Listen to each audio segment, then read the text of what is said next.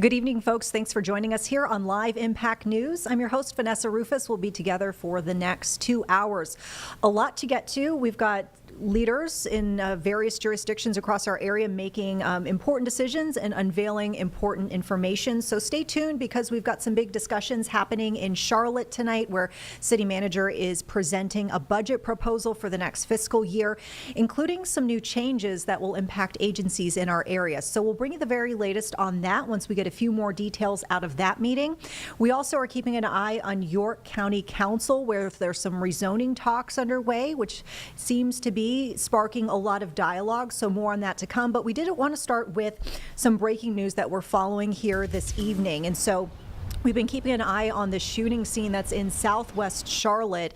This, at last check, impacting 4 people, 1 person dead, 3 people injured in the shooting that happened on Archdale Drive. This is near I-77, as you can see from some of our earlier video today. Pretty active scene. We were hearing as far as conditions for those folks injured but surviving. 2 people suffering life-threatening injuries. 1 person did suffer minor injuries, and as we mentioned, a 4th person who unfortunately was pronounced dead. Still trying to get some more information about what led up to the shooting. CMPD also announcing that they're investigating the shooting as a homicide. We don't know if there are any suspects that are arrested or if anyone is wanted in this case, but be sure that we'll bring you the very latest here as it comes into our newsroom in the Live Impact News studio here on WCNC Plus. As always, 11 o'clock newscast. If you keep it here on WCNC Plus, our Tradisha Woodard will have the very latest. She's doing some digging into this scene and trying to get the very latest from both folks on scene, but also CMPD. So with that, we want to take you back here to the Live Impact News studio. And as we mentioned, we're following a couple of governmental meetings tonight of importance. We've got York County Council, which is underway as we speak. As we talked about, a couple of rezoning items on the agenda this evening, and it's getting a little bit heated from what we could tell. So let's go ahead and listen in right now. You're watching Live Impact News on WCNC Plus. Shows a significant amount of green space, tree save. It also provides a pump station, also provides emergency access. But again, if the community would like to see a 2-entrance option, we do provide that if you would prefer. Now, a moment about the applicant. The applicant in this specific instance is one that wants to continue to be a good steward of our community. You'll see here where they were helped, a recent home build by Stanley Martin, where they were helping to assist a veteran into a home that was necessary. In addition, Stanley Martin provides a Hometown Hero program where they provide $10,000 in credits to those who are first responders, firemen, teachers, folks that work in our community, to be able to get them into their homes and be able to provide for those folks to be able to stay and age in place. This is a sampling of some of the organizations that you'll see that Stanley Martin and Prestige have supported here in our communities. You've got Carolina Children's Home, you've got York County Humane Society, you've got some additional folks, specifically the Low Country Food Bank, Bluffton Self-Help, a lot of our national charities. I know there are lots of concerns about developers coming in and taking advantage of the community and getting something approved and then stacking as much as they can. This is not that applicant, nor is this that project or product. This applicant wants to work with you all, wants to work with the community, and wants to do everything they can to provide responsible, smart growth so that you all will be able to be proud and show a good result for your voters and for the people of York County. And with that, myself and the applicant stand ready for questions. Good evening, Council. Bob Bennett. I'm from Waxhaw, North Carolina. Thank you, Larry. You all have my email. I think I sent that on Friday. Here to answer any questions, and certainly answer any questions that the public has as well. Like Larry said, we want to sit down and talk to everyone and really address their concerns because, look, this community really fills a gap for aging parents. I have aging parents. I have aging in-laws. You know, people that want to be close to their families and their grandkids and stuff like that. This community definitely fills that gap. And that's what we're trying to do. We're not trying to stack a bunch of townhomes on top of each other in here. These homes are going to be probably 2,600 square feet, somewhere in that range. They're not just small, tiny homes, townhomes that are stacked up against each other. So with that, I ask, does the council have any questions for us in regards to the neighborhood or the product or anything? Council doesn't typically ask I'm sorry. questions. We I'm sorry. take the information I from haven't done public this in a long hearing. time, so I apologize. But we definitely want to address everyone's concerns because, again, this is my livelihood. I've been doing this 33 years. I have, again, aging parents. I want my in-laws and my parents to see the grandkids and be around, be close. And I don't want to put them down far, far away. I want them close when they need medical attention, when they need help, when they need someone to talk to. It'd be nice to go over and see my mom or my dad or my in-laws just to see if they need anything at all. And being that close in Fort Mill and being part of the community, I think is special for that. And that's why we want to build this neighborhood. Not because we want to just cram a bunch of density and ram a jam and stuff like that. And that's not the case at all for this project. So I appreciate you guys listening to us tonight, though. Thank you, sir. Thank you. All right. Anyone else before we close public hearing? Hey, everybody. Scott Cook, 122 West Oak Street, beautiful Whiteville Park neighborhood in downtown Fort Mill. I'm in favor of this. This senior community will not impact our school district or attendance for our schools. Most of these people do not drive during rush hour, so our rush hour traffic will not be impacted with that.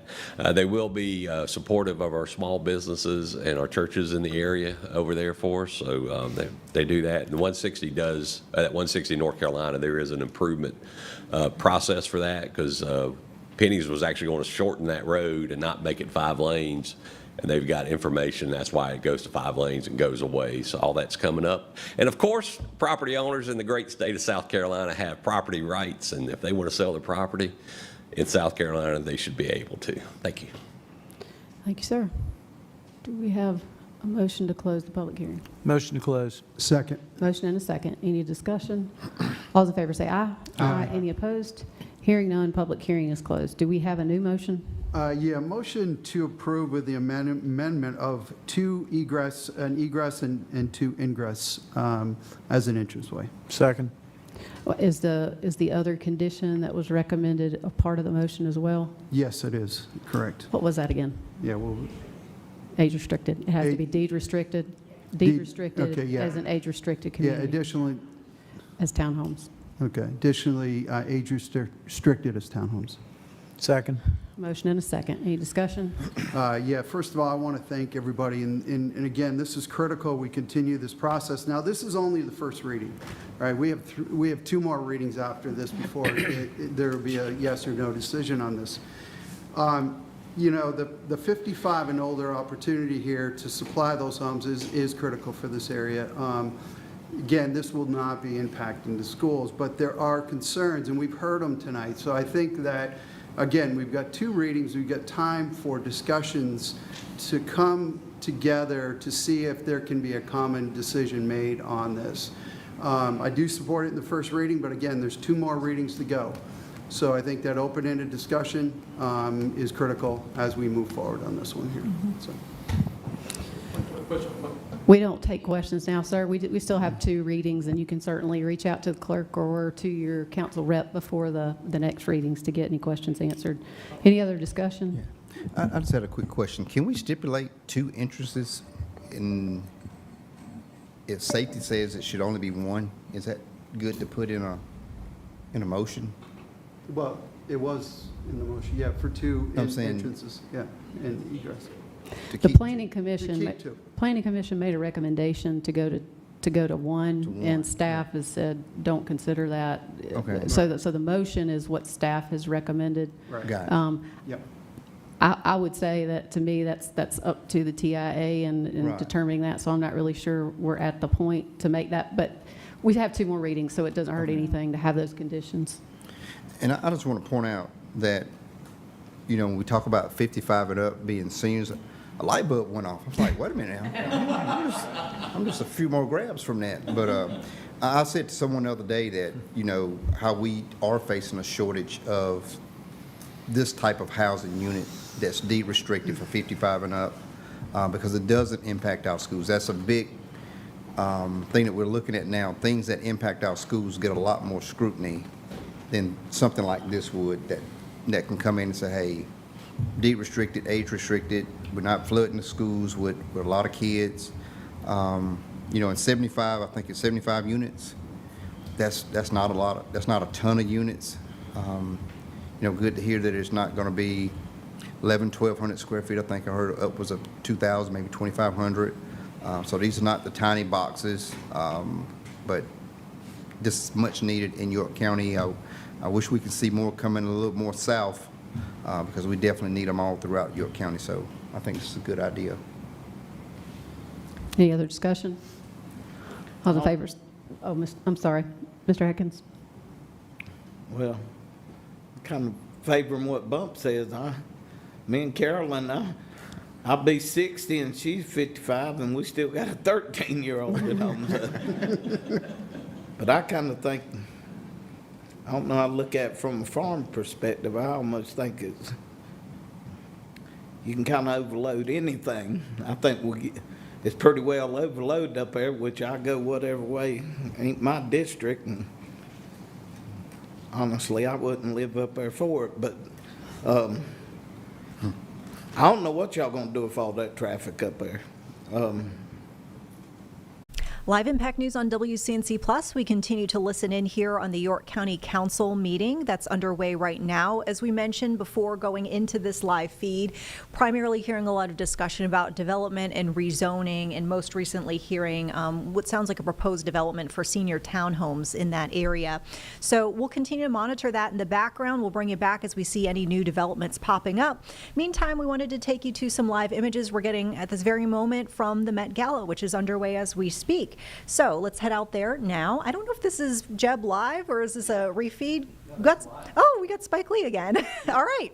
So, of course, we want to listen in if we can to some of these interviews and take in all the fashion that we can see. Let's listen in now. I don't know. The last one I went was a long time ago. I'm here tonight, though. Yeah, what a night.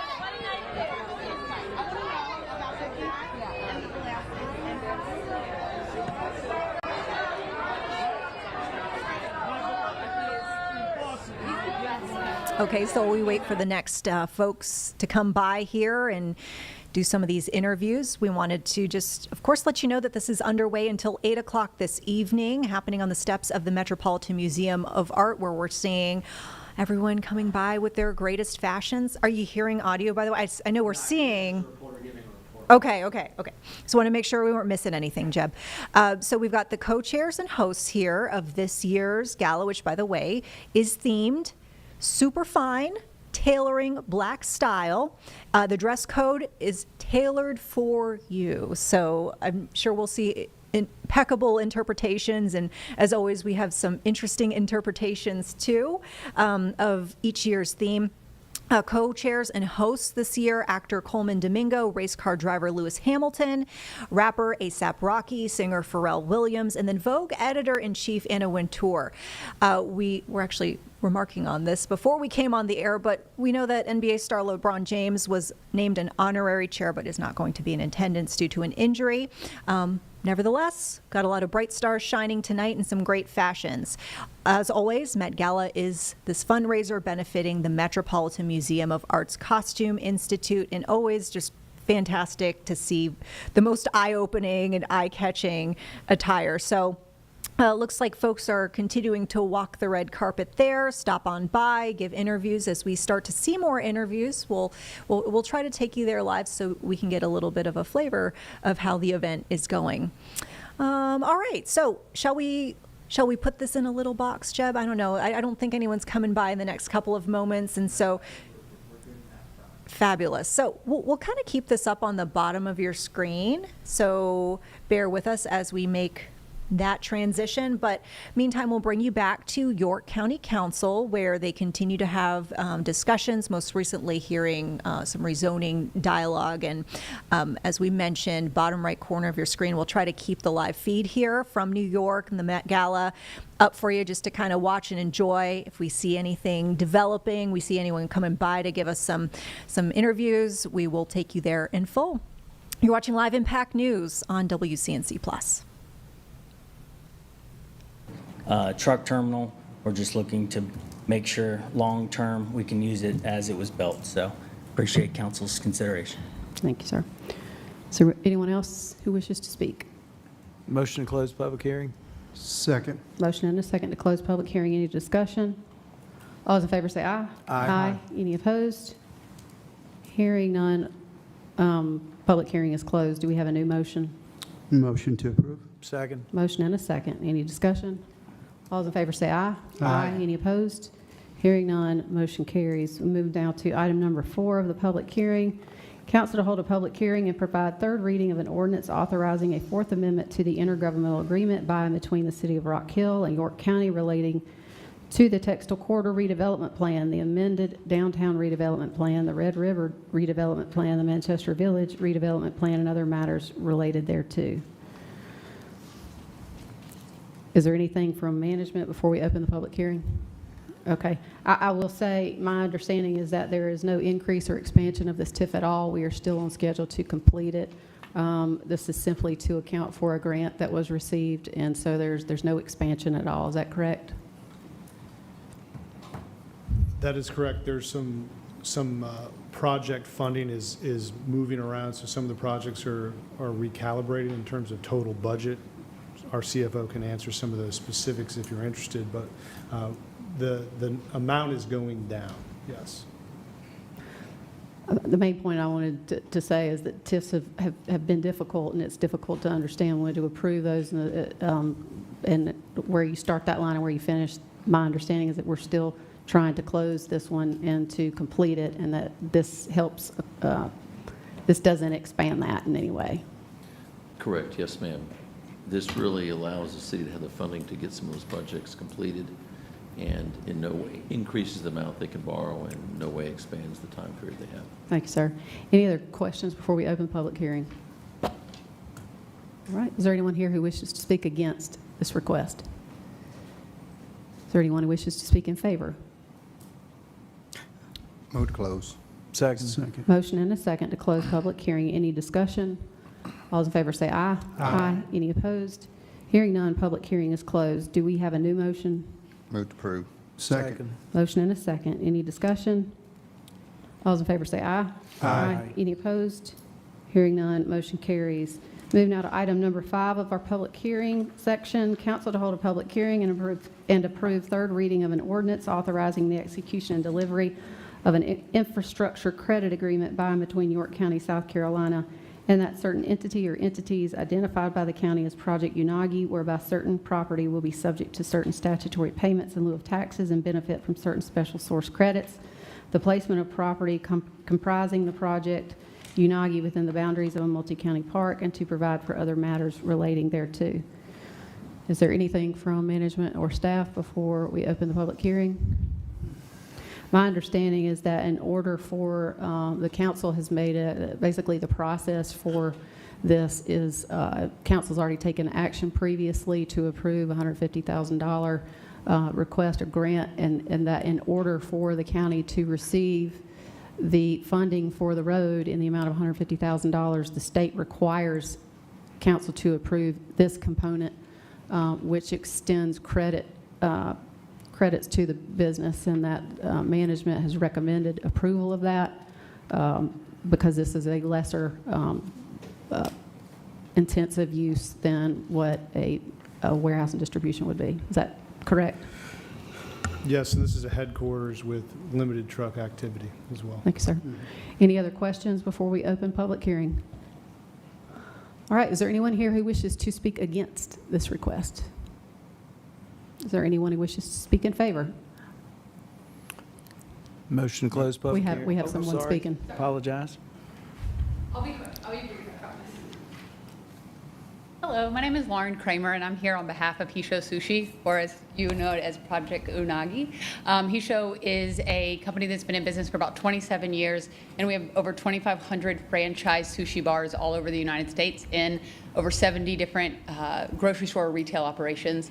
This is going to be our world headquarters. Right now we are off of Steel Creek Road and in need of some additional space, and so one of the major components for us in moving was really keeping our entire organization together, so that obviously there's the distribution side, but then the other side of it, which is critical to our business really, is our franchise onboarding and training. Over 300 people coming from out of state to train at our facility. It'll be state-of-the-art sushi training facility with a training kitchen, training classroom, and an innovation center. And so we'll bring about 100 jobs day one that'll transfer into this organization. And with the growth that we've had in the last 7 years that I've been a part of the organization, we've gone from 1,000 restaurants to 2,500. So we continue to grow and expand, even in our being around for 27 years. So we hope to plan to do that, and we're really excited to be part of the community. We are a culture-first company, and that really is at our forefront. So even myself, who's visited the facility, has gone downtown Rock Hill and just really started to incorporate ourselves into the community. So we're really excited to be a part of this, and all of our employees are really excited to be a part of this move as well in the new facility. So thank you. We just want to Thank you, thank ma'am. y'all. Thanks. Appreciate that. Is there anyone else who wishes to speak before we close the public hearing? Motion to close. Second. Motion and a second. Any discussion? All those in favor say aye. Aye. Any opposed? Hearing none, public hearing is closed. Do we have a new motion? Motion to approve. Second. Motion and a second. Any discussion? Yeah, I'll just mention, Madam Chair, this is a headquartered location, as mentioned earlier. $39 an hour, that averages $81,000 a year average per person. This is the kind of business you really want to bring into York County.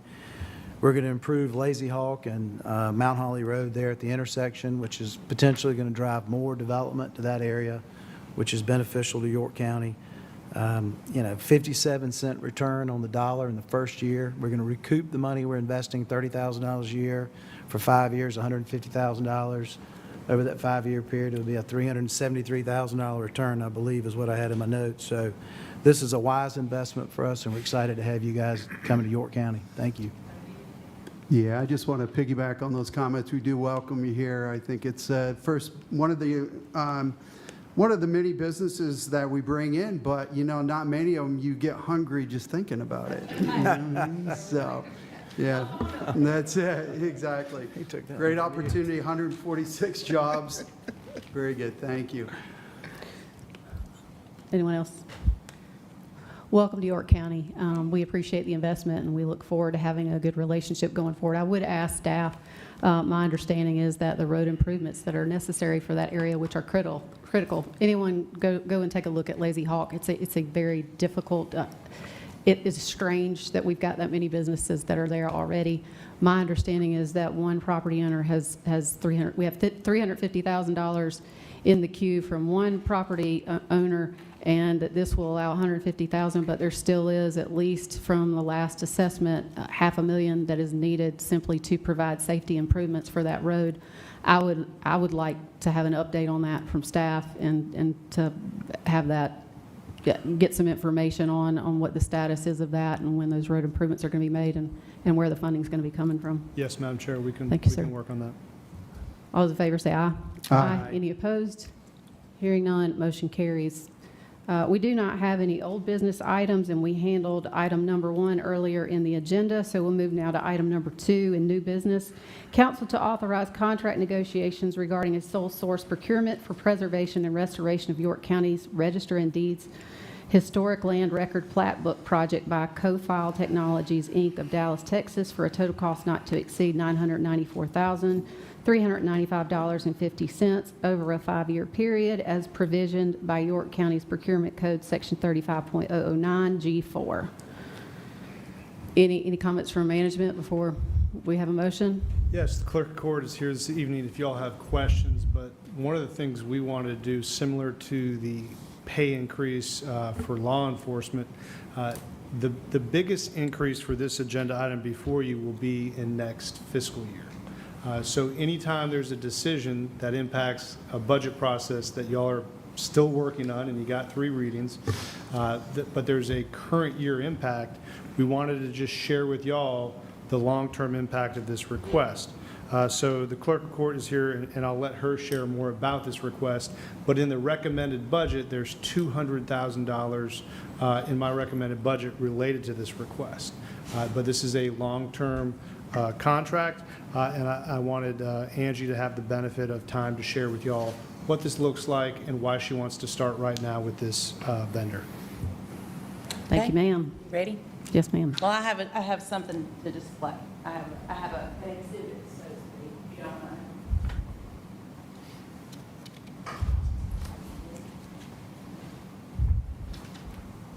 I won't take up much of your time, but I did want to bring my plat books in here to show you what I'm talking about.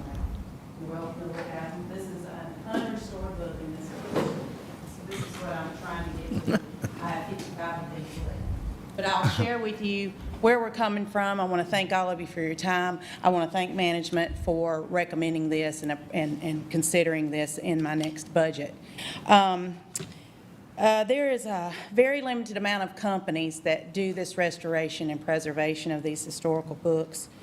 We did complete an RFP back in 2020. This is not a new project. This is just something that kind of got delayed. We have restored 14 of our plat books. That was from 2017 until 2020. We got those done, and then the RFP was recommended, so we did that.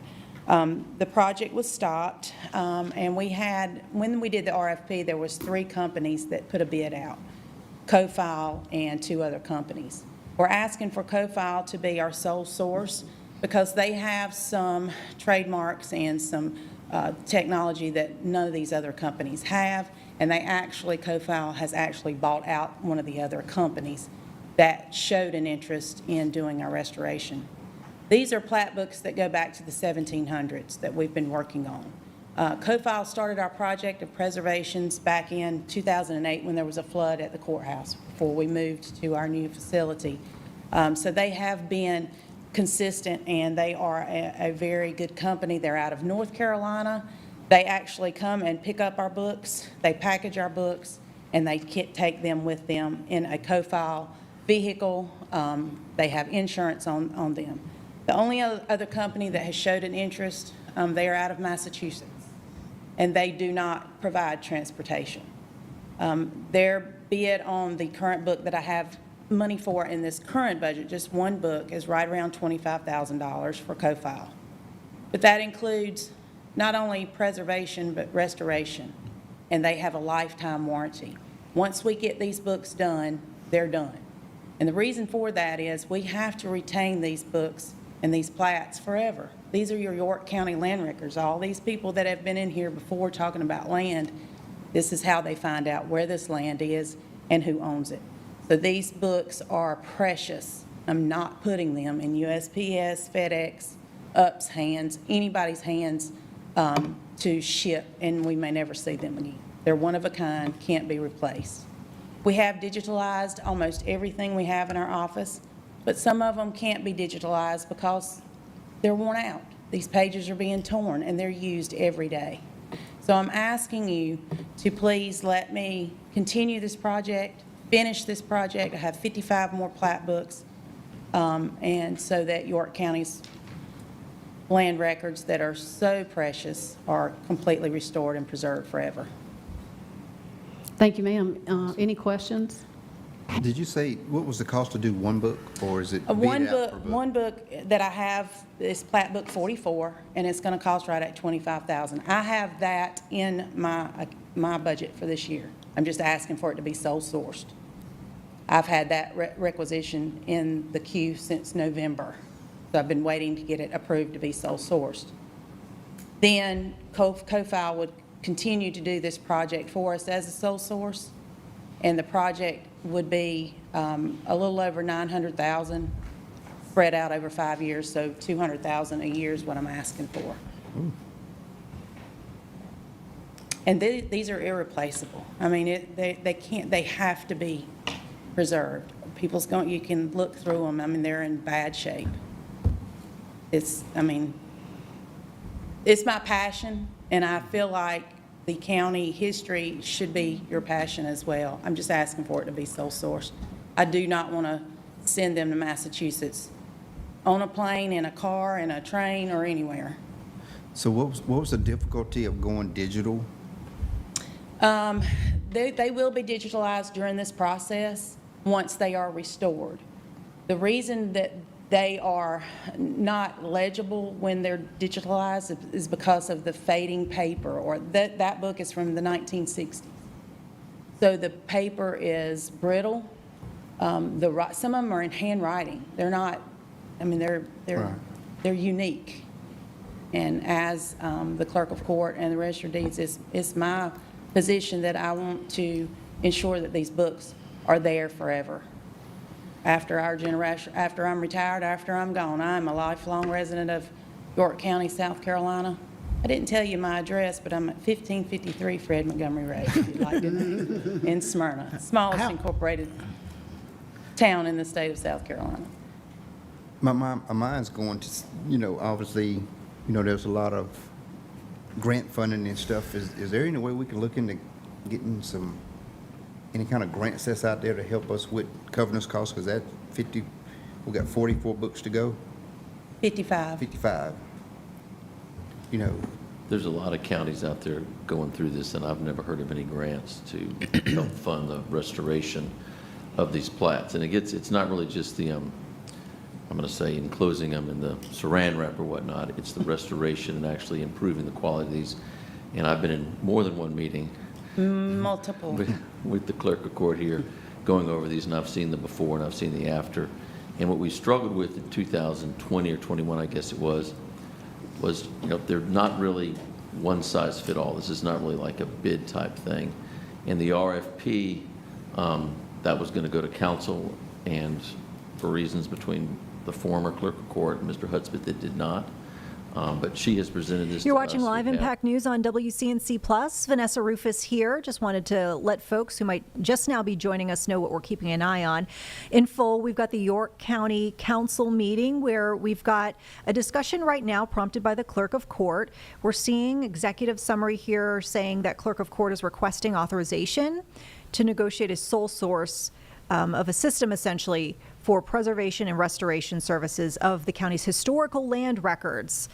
So we hear her referencing a specific company called CoFile Technologies, and this would presumably be, as we're seeing some of the early figures here, total cost not to exceed, it looks like just under $1 million over a 5-year period for this historic land record plat book project to be supported by this, it sounded like some sort of software or records keeping, software by CoFile Technologies. Of course, we've got also for you at the bottom right corner of your screen continuing images live from New York, where we've got the Met Gala red carpet walk that's underway.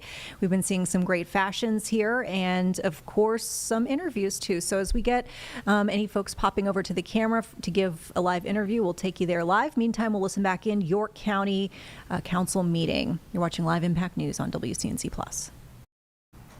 We go back to the 1700s, where York County began. These are records that GIS and that our planning department still uses when they're researching historical property records. Is that correct? I mean, the value is not just a. That is correct.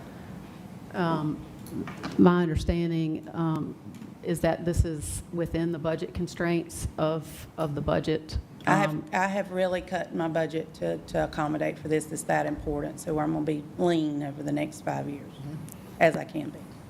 My folks is in there. And management's position is supportive. I wouldn't have put it in my budget if I wasn't. I think this is a long-term commitment. So anytime we have a long-term commitment, we want to make you all aware. Obviously, we can't commit future councils to doing this. This is a 5-year program, but the clerk of court was going to start the work this year.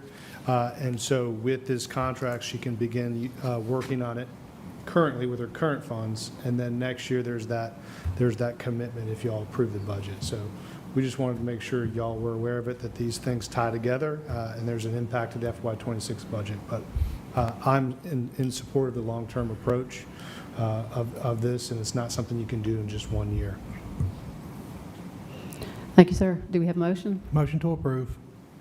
Second. Motion and a second. Any discussion? All those in favor say aye. Aye. Any opposed?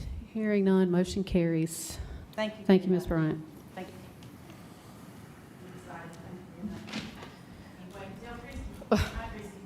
you. You too. Thank you.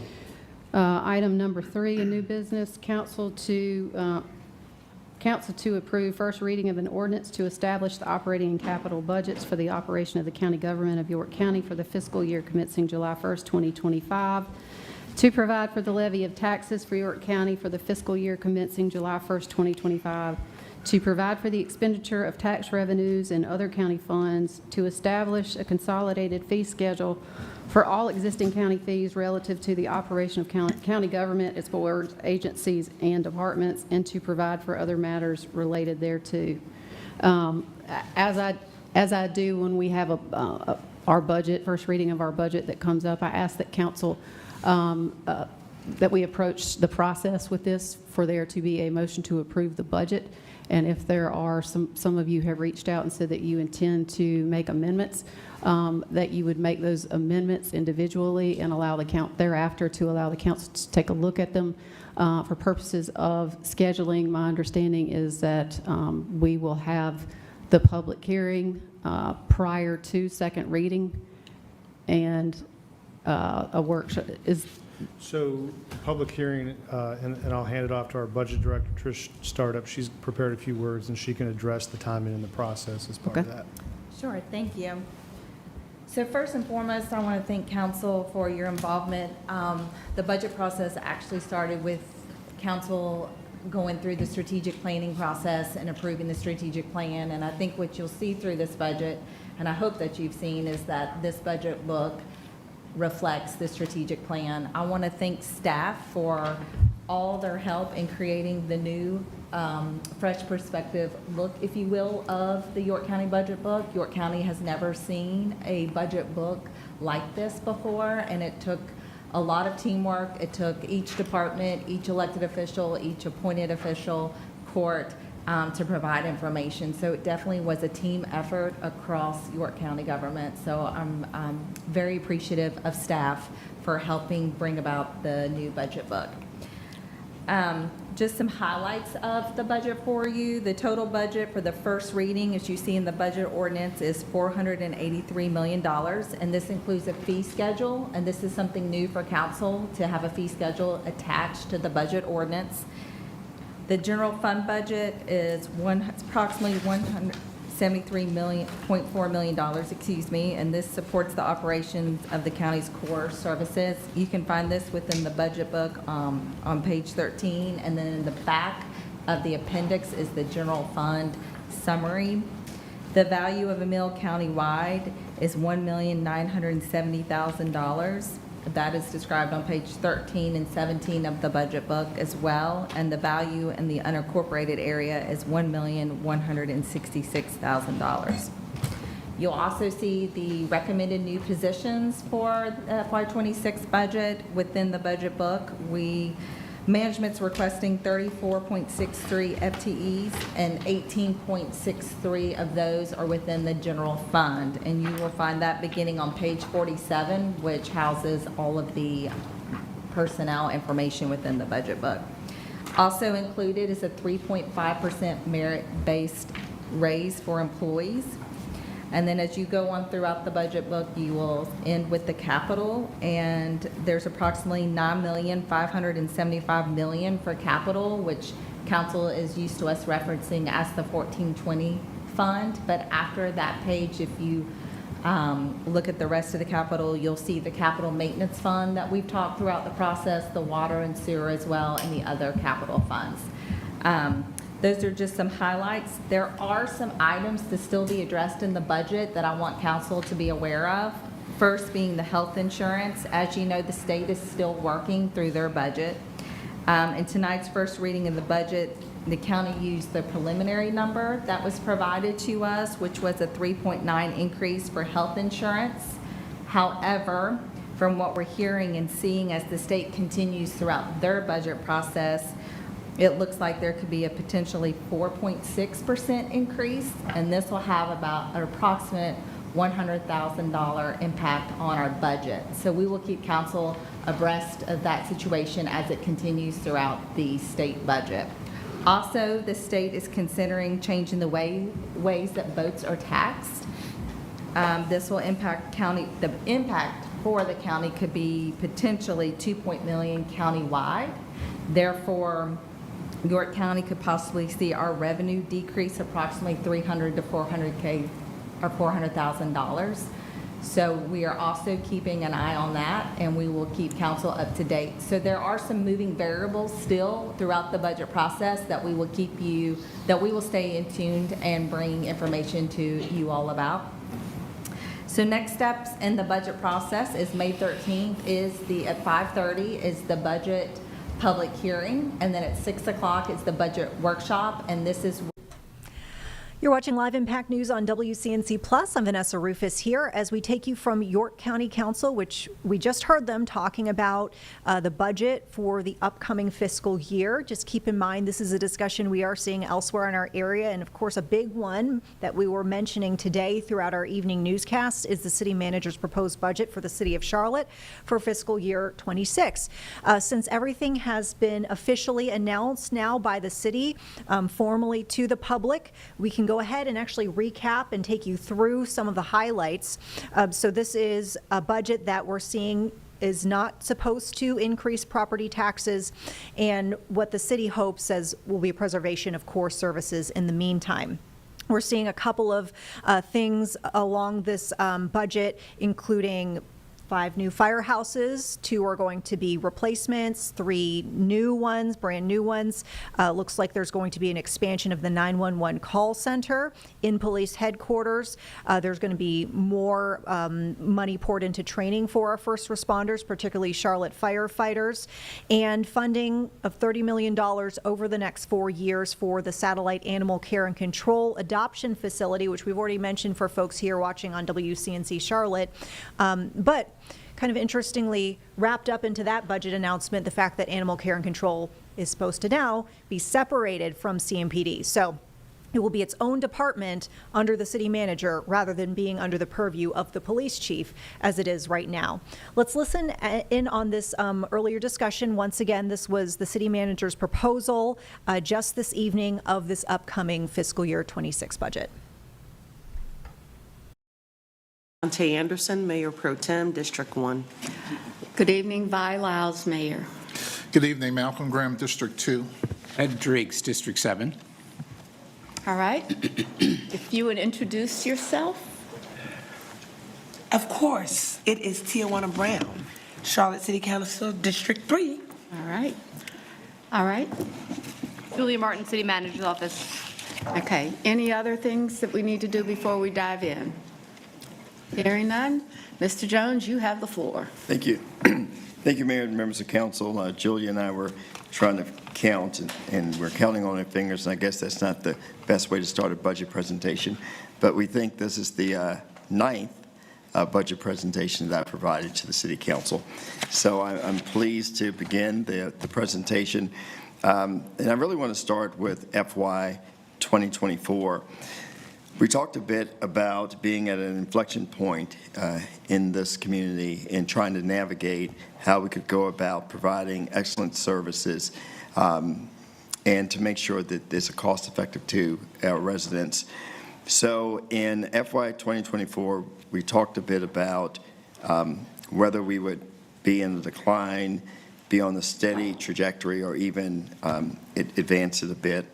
And so by the time we got to FY 25, you did approve a 1.37 property tax increase with about 0.82 going to operating, primarily public safety, another 0.24 going to capital, really housing and mobility, and lastly 0.31 going into arts and culture.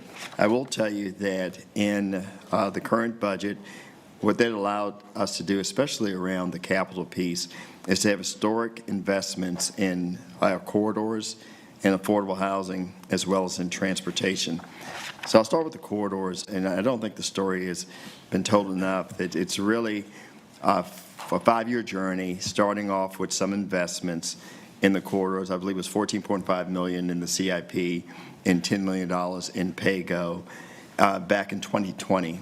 And I just want to say that those investments over the years at $95.6 million has really pulled in, for every dollar that the city has invested, $1.71 in the private sector and federal grants. So really, as we start to look at this, not as $95.6 million of city investment, but $260 million in community investment over the last 5 years.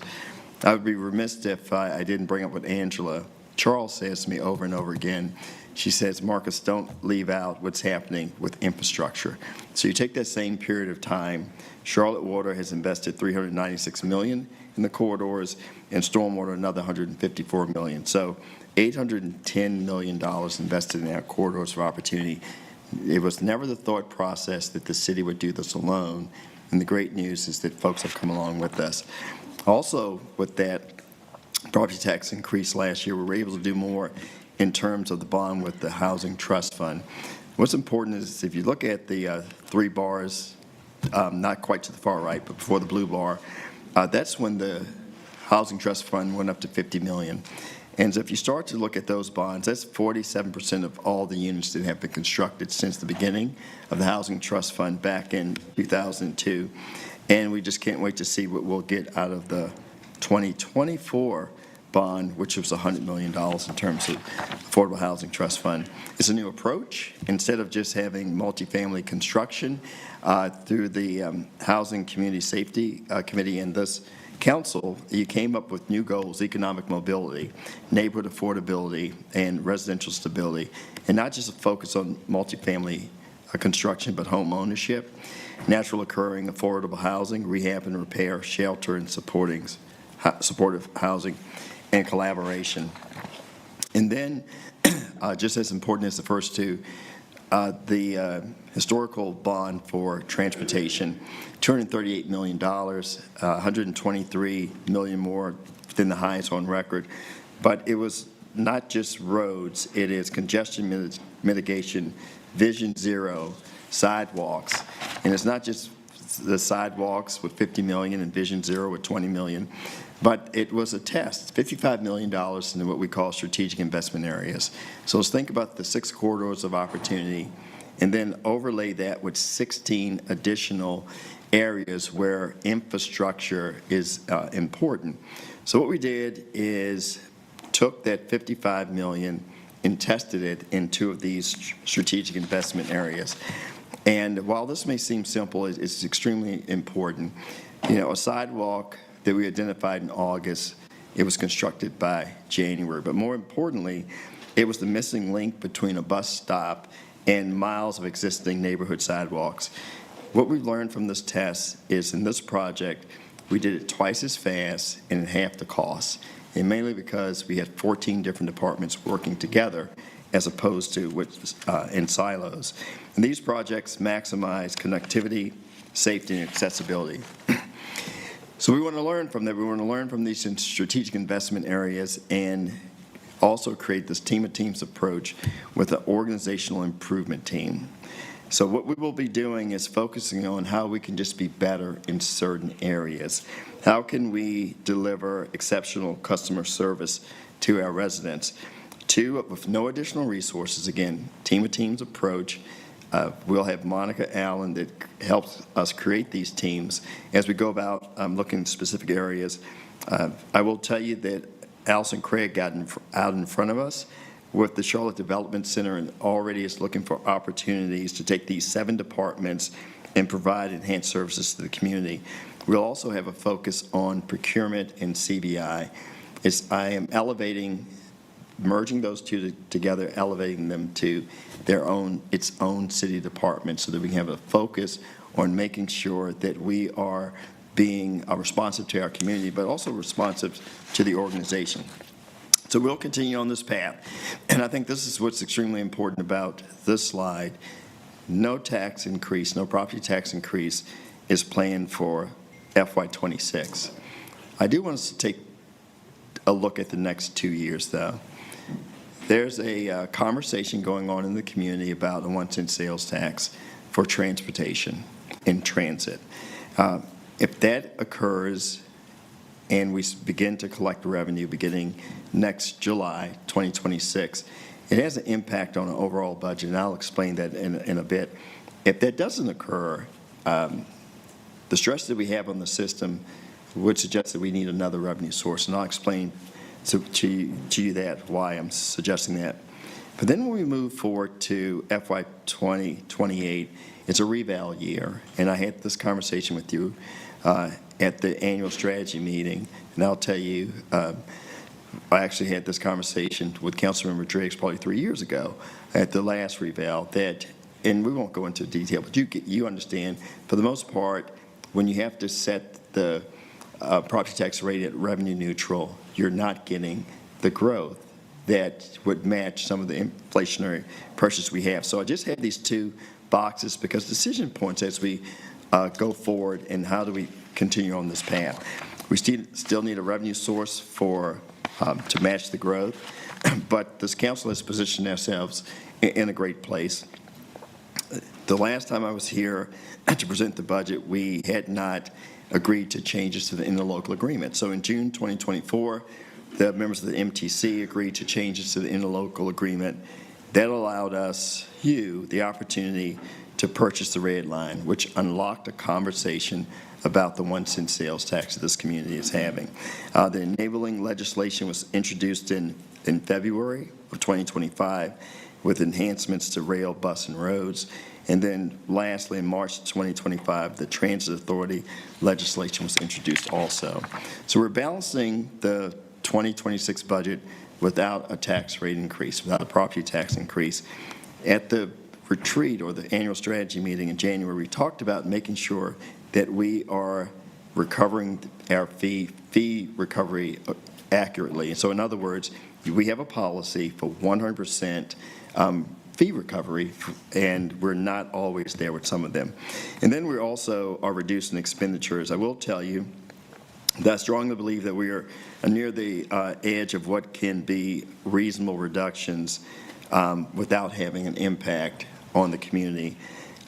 Much of this budget takes away some of the flexibility that the departments have, but maybe more importantly, some of the enhancements that the departments had are not funded in this budget.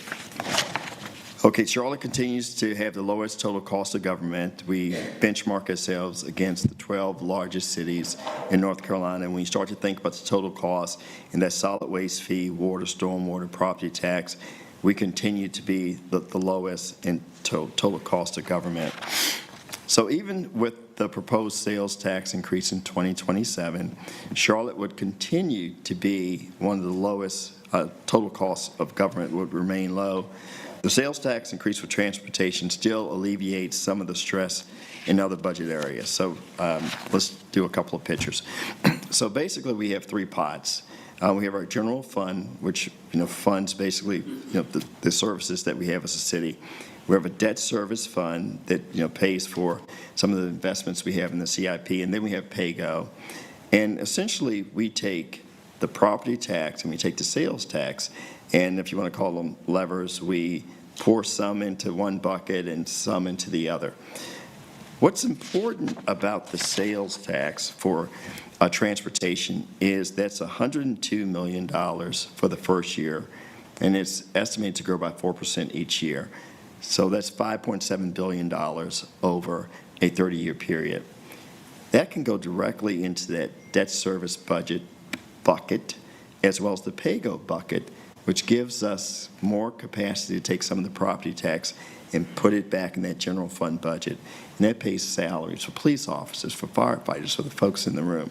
So again, while it's all about mobility, the way we've structured our budget, it just provides us some relief on the general fund and with the property tax. And this $104 million is really worth about 11% of our general fund budget.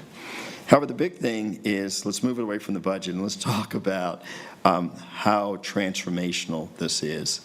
$5.7 billion over a 30-year period. We start to think about our discussions over the last few years about our strategic mobility plan, 2,000 projects across our entire community. All right, so that was a little bit of the city manager proposal of the budget for fiscal year 26, where we've heard a lot of discussion not only about facts and figures, but as we alluded to just a few moments ago, the fact that there could be some shifts in the structure of the city government in the sense that CMPD Animal Care Control could potentially no longer be under CMPD. It could be separated and basically out of the purview of the police chief as it is right now.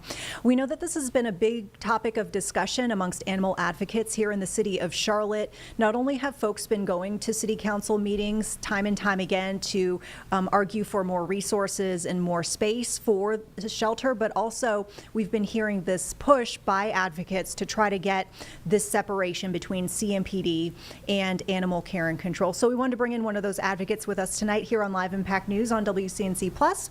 We have Kelsey Joseph, who is with the board of Friends of Charlotte Mecklenburg Animal Services. So this is a nonprofit in our area. Y'all advocate a lot for the animals, and in particular, the shelter animals. And so we know that you've been a big proponent of this division of CMPD and animal care and control. And I'm just wanting to see if you can walk us through why this push, why is this so important for y'all? Yeah, thank you, Vanessa, so much for having me.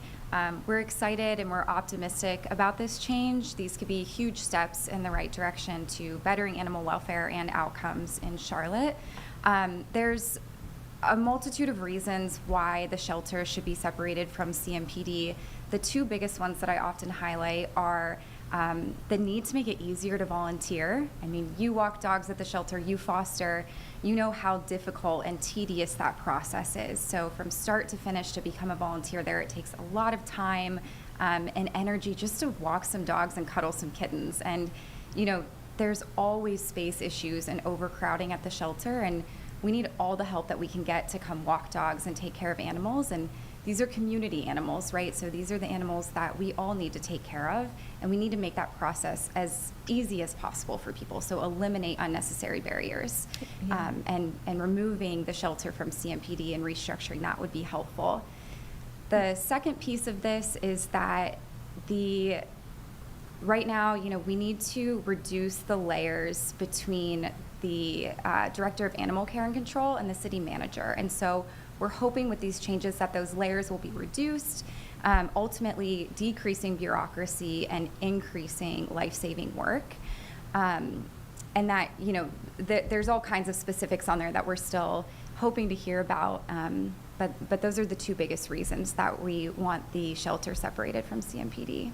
Yeah, I mean, I know you alluded to the fact that it can be a lengthy process to become a volunteer. I think a lot of folks don't realize that, yes, it is under the police department, so you technically do have to become a police department volunteer, which means you have to undergo background checks, you have to take blood tests, drug tests, I mean, you know, all of that stuff in order to get vetted through, because you're essentially going on secured police property to walk these dogs. The other thing, which I think was interesting, you pointed out, we are still waiting to hear a lot of the details of how this would go, but this was essentially, under this proposal, put Animal Care and Control under General Services. And I feel like there has been some dialogue over the fact that this would not only be a benefit for animals, but also maybe potentially for police, who no longer have to kind of juggle the animal equation, and maybe police can just focus on police. Absolutely, yeah. I think that is an important piece of this. I think both entities serve incredibly important functions in our community, and they should do what they're best at and be able to focus on that without kind of weighing one another down. So, you know, as far as an advocacy standpoint, I know that you have been very involved in trying to make sure that this message gets heard, and there have been lots of volunteers and lots of advocates who've been coming to these meetings to make their voice heard. How can people learn more about some of these advocacy pushes that are underway in the community for our animals? Yeah, absolutely. So the best way to get involved with us is to reach out to Friends of CMAS, Charlotte Mecklenburg Animal Services. You can find us on Instagram, Facebook.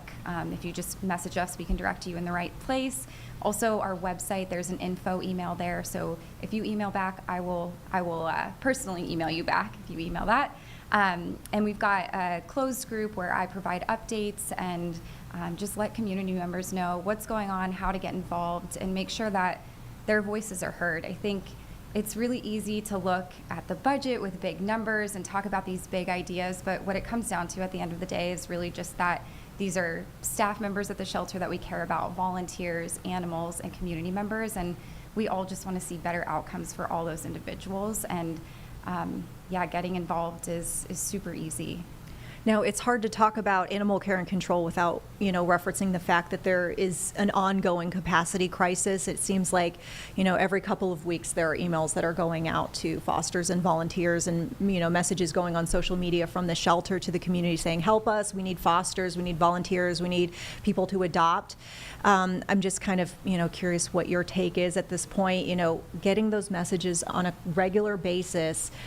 I mean, I know for me, as someone who loves animals and is part of the shelter, it can be very draining. It's very difficult. And,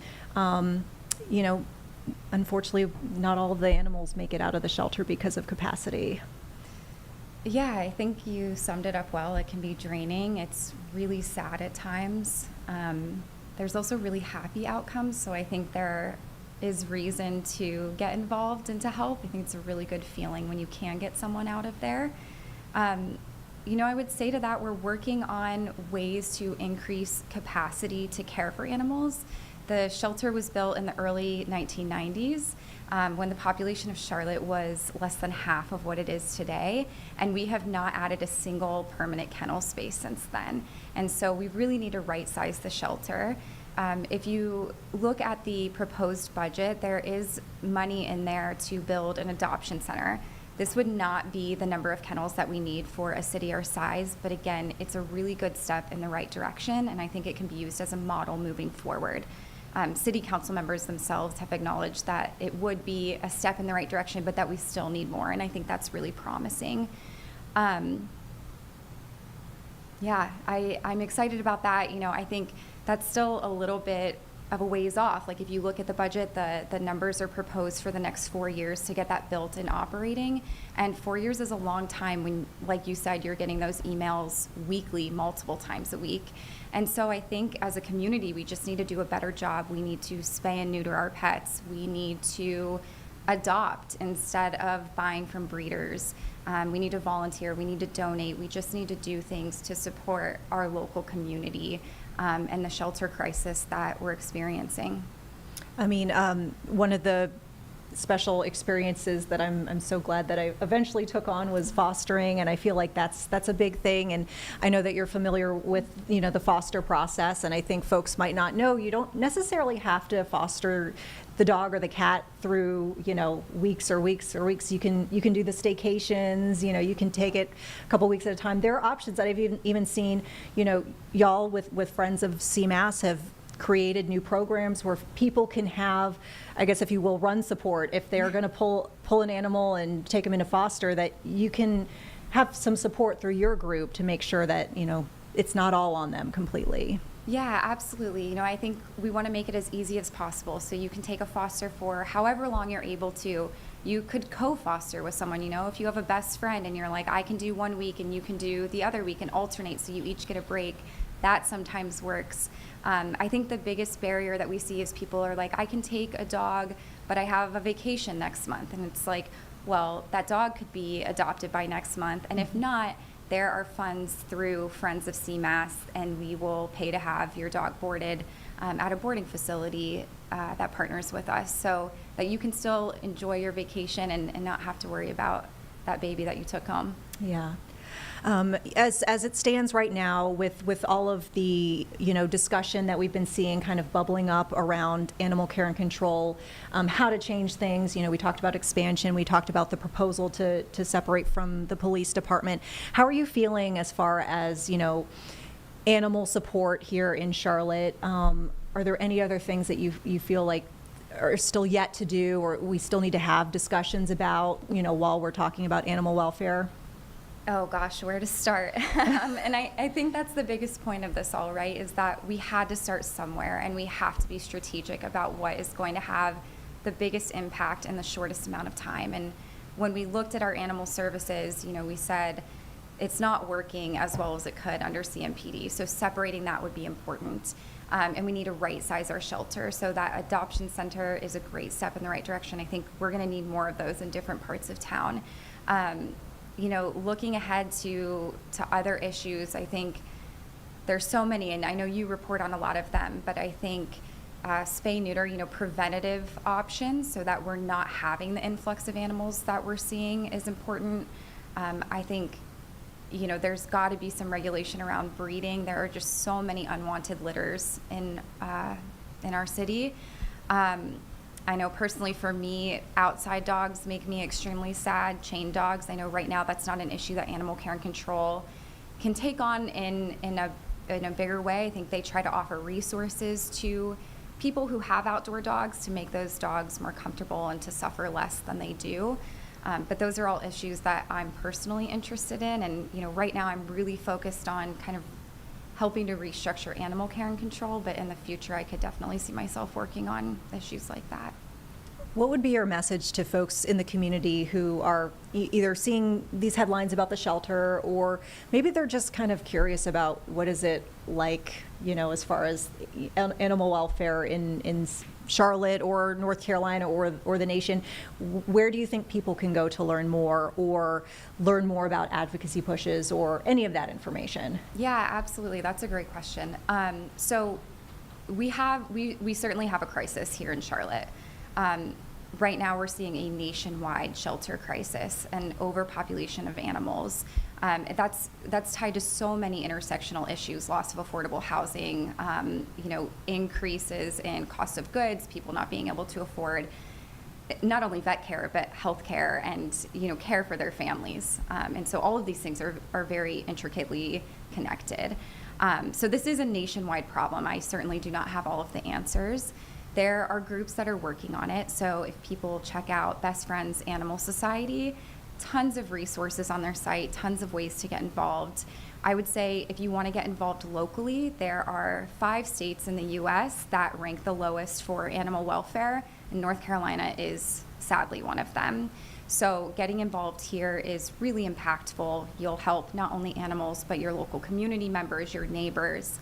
And ways to get involved locally, you know, volunteer at the shelter, sign up to come walk a dog.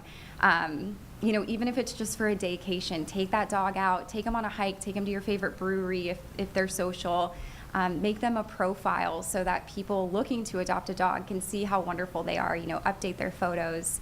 You can also volunteer other places in Charlotte, but I would say just, if you're even remotely curious, just get involved. Come walk the kennels one day, talk to a volunteer, and just see how you might be able to help.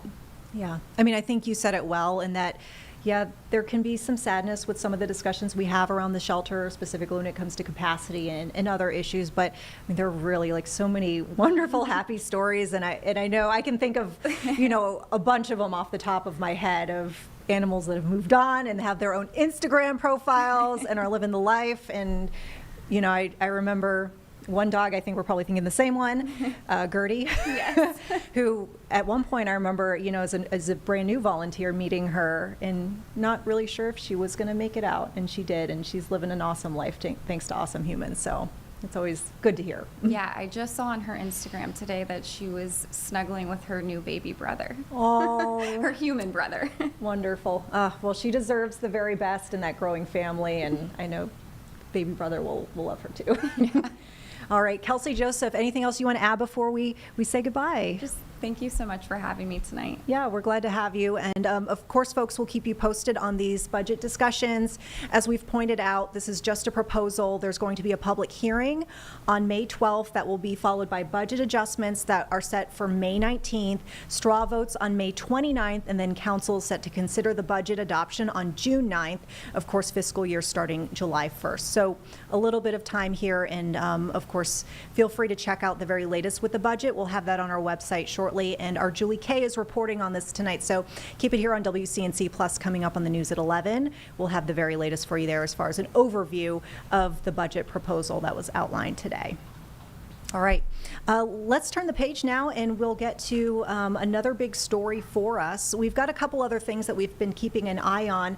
We did see the very latest with this horrific possum cruelty video that has really, I want to say, swept the nation, just because we've actually, our newsroom was getting phone calls from West Virginia, other states, people who saw this horrific torture video that was put online, a possum being burned alive. And we mentioned for you last last week that Animal Wellness Action, an animal advocacy group, had put up a $5,000 reward for information that leads to a prosecution in this case. And in addition, North Carolina Wildlife is actually collecting tips as well. We have heard, unfortunately, there was a second video that has surfaced, which we don't know yet whether that's connected. But wildlife officials are looking into this. And it sounds like they have multiple persons of interest in multiple different locations. So they're just really looking for additional evidence, additional clues that might be able to guide this investigation. But we wanted to bring you now my sit down with Animal Wellness Action just a couple of days ago, talking about this new reward that they've placed out there, how you can contact them and hopefully get some justice for this animal who was tortured. So let's listen in now. That is not the type of behavior that we want to model, because it desensitizes people, especially young people, and it leads to dangerous social behavior. Study after study has shown that cruelty to animals is associated with cruelty to humans and violence against humans. And that's a reason that law enforcement needs to go after animal cruelty very seriously. You know, in Animal Wellness Action, our motto is helping animals helps us all. And that is certainly true in the case of this sort of heinous cruelty and posting it online so that other people can see it. It's just unbelievable. We know that there are a lot of folks in the community who were upset by that video for sure, and they do want to see justice. It's what we're seeing comment after comment online, and also just we have folks calling our newsroom about this. But as far as the reward, what do people need to know about how to submit tips? Well, we set up a line, a email line where people can report instances of cruelty anonymously if they want to. They can send it to Animal Cruelty Tips at animalwellnessaction.org. And if they want to remain anonymous, we'll pass the information to law enforcement without including their name. And if they don't mind reporting it directly to the police, then that's good too. And they need to report it to law enforcement. Is there anything that you'd like to add, either about this case specifically or overall animal policies or animal welfare that I didn't ask? I think this case will be brought to the court. I think these people will experience justice, and that's as it should be, because we don't want this happening again. The whole purpose of a reward is to bring people to justice and deter this from happening again. We found out about it through the media, like your broadcasts, and it certainly went viral, even nationwide. So that's how we became aware of it. And it was one of the most heinous cases we've heard of recently. I mean, it certainly struck a chord with our community. We've had so many folks who saw the video and ended up either reaching out to us or reaching out to authorities directly. What can you say as far as, you know, the potential punishments or potential justice that you would want to see done in this case? Well, I think this definitely qualifies as a felony criminal offense. And we think it should be prosecuted as a felony. It's a felony by federal law and by state law. And it's a serious case of animal cruelty. So we hope something is done quickly and that justice is done. Yeah, I was going to ask about the federal charges because we were curious about that as well. Just because, of course, we know that there would be animal cruelty laws that could potentially apply here on the state level, but we know that there's been some legislation passed in recent years to try to prevent animal torture videos and animal cruelty videos online being, either dispersed via social media or other platforms. So I don't know if you could speak on maybe just some of the policies that are in place and if there are any sort of policies that you think that we either need on state levels or federal levels to try to further address any potential holes in the policies. Well, I think the Animal Welfare Act was passed in 2010, and it's been updated several times since then to cover holes in the legislation that weren't foreseen. It's a good law now. It provides the protections that we need. There are some updates that need to be made in animal fighting laws, such as dog fighting and cockfighting.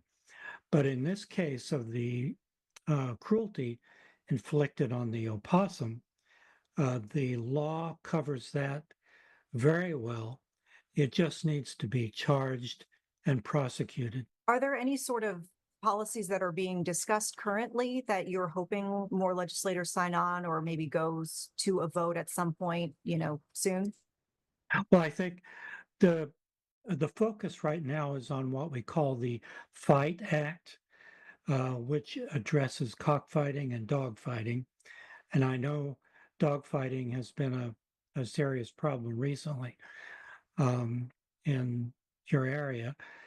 And we'd like to see the Fight Act passed in Congress because that would strengthen the laws against dogfighting and cockfighting. It would strengthen it by making it more explicitly illegal to ship fighting roosters and dogs for the purpose of fighting.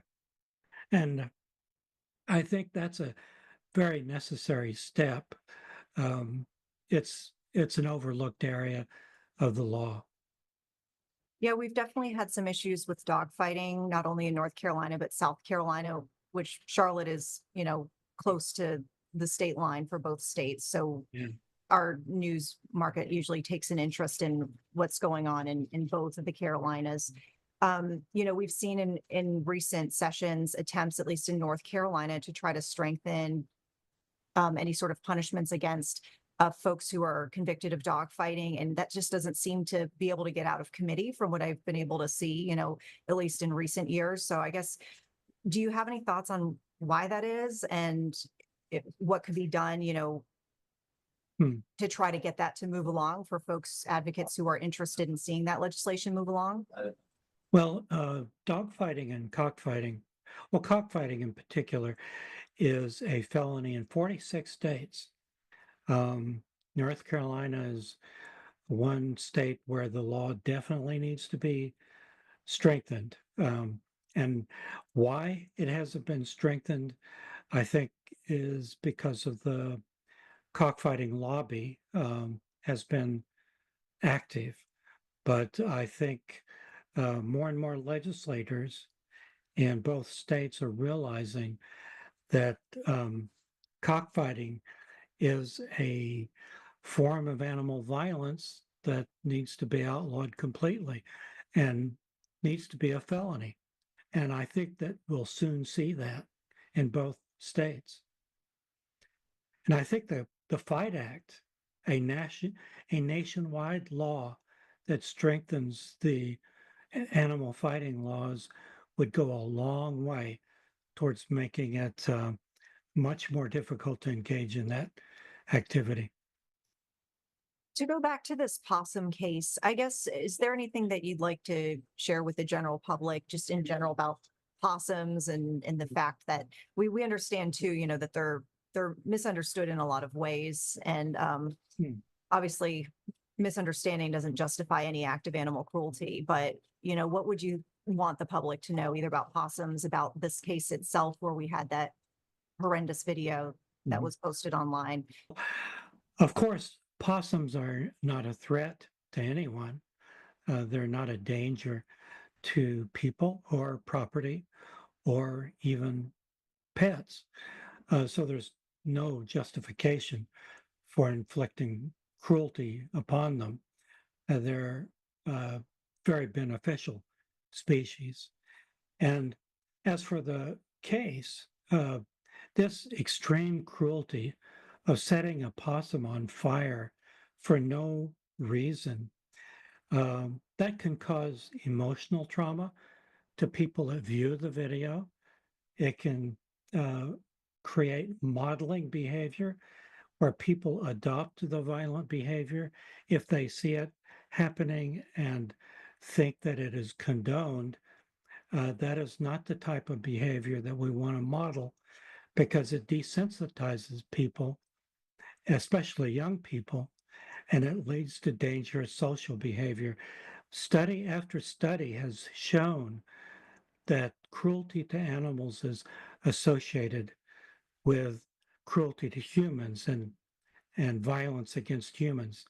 And that's a reason that law enforcement needs to go after animal cruelty very seriously. You know, in Animal Wellness Action, our motto is helping animals helps us all.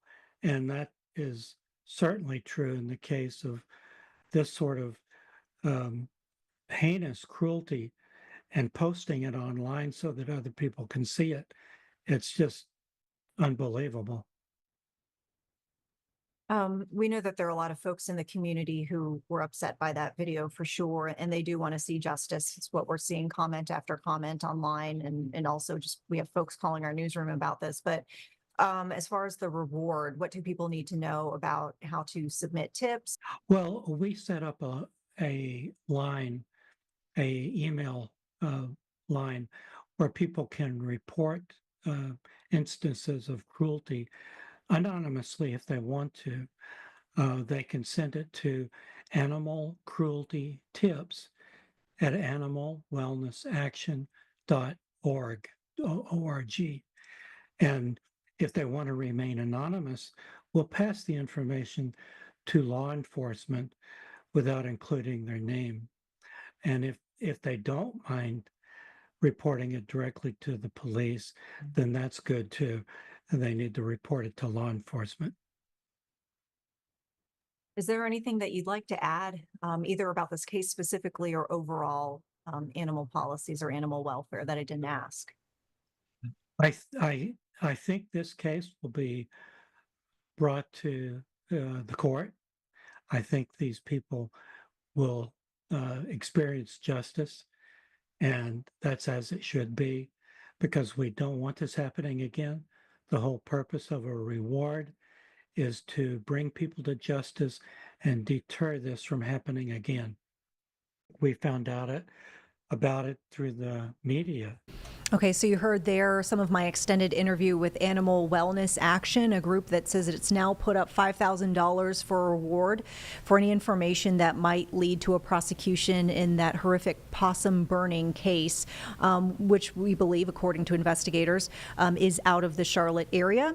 You can learn more about this case on WCNC.com or inside the WCNC Charlotte mobile app. And of course, keep those tips coming. You can see NC Wildlife does have its Wild Tip hotline. You can call. If you go to our website, we also have information on how to text to tip, and any information when you send via here to this Wild Tip hotline will come in anonymously, should you want to keep your name out of the mix. With that, we want to turn to a big case update that we got just today out of this homicide investigation that is out of Columbia, South Carolina. We've actually learned that a Waxhaw woman is the person killed in this case. So that information coming from investigators just today. This was a death from over the weekend, was being investigated as a suspicious death initially at a house in the 2700 block of Cypress Street.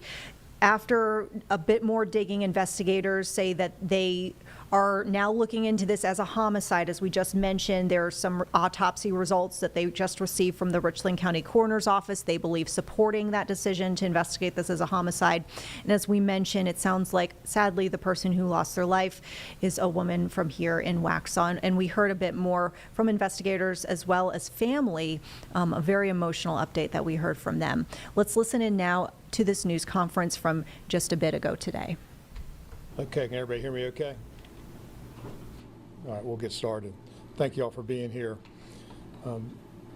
Days like this are very difficult. You know, I wear my emotions on my sleeve. We don't do this often, but these are important. We fight for our victims, and it's important for us to tell a story.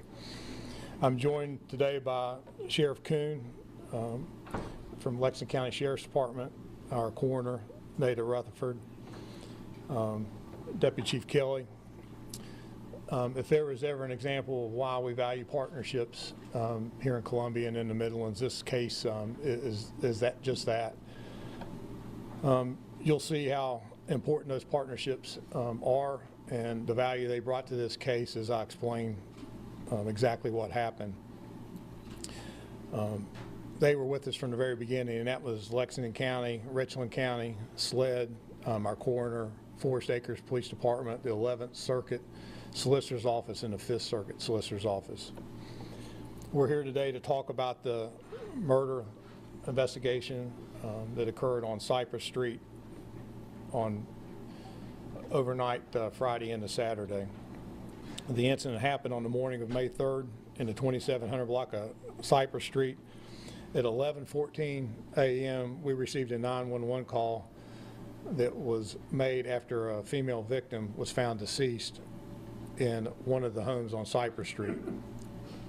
We also received a call within a minute of the first call reporting a stolen vehicle from an adjacent property.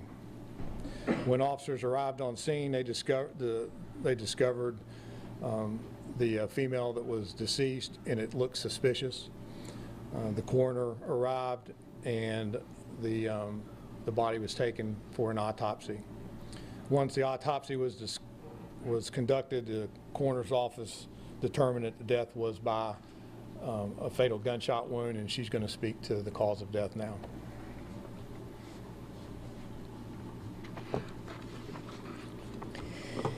The life of 22-year-old Logan Federico ended on the morning of May 3rd after a fatal gunshot wound to her chest. The manner of death is homicide. Logan was located in the 2700 block of Cypress Street when this homicide occurred in one of the homes on that street.